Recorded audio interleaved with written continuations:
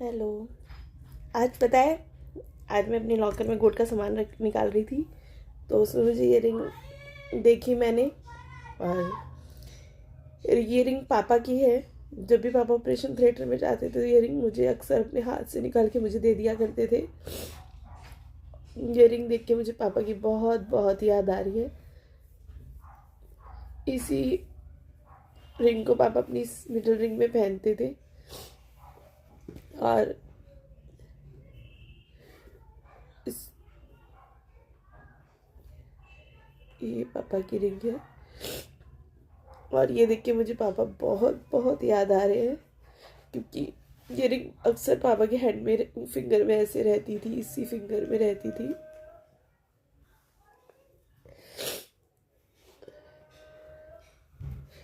Mummy बोलती है इस रिंग को तुड़वा दो, पर ये रिंग मैं ज़िंदगी में कभी भी नहीं तुड़वाऊंगी। इसको हमेशा ऐसे ही रखूंगी। अगर मेरे बच्चे बड़े होकर इसे पहनेंगे तो मुझे बहुत ज़्यादा खुशी होगी।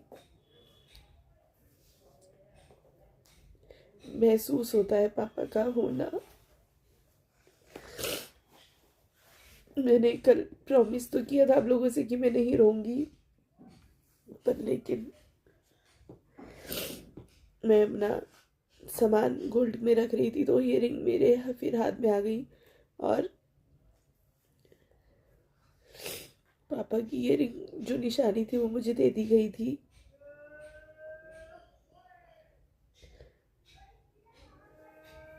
इस रिंग को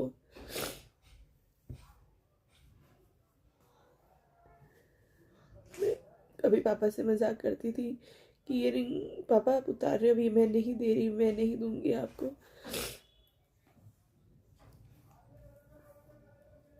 ये नहीं, इंसान चला जाता है क्या रह गया, सब कुछ यही रह गया ना।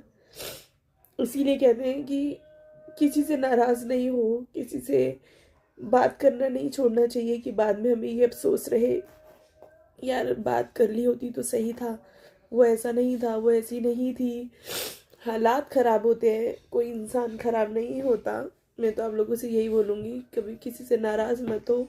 कोई नाराज़ हो भी तो एक दूसरे से प्यार से बात करो।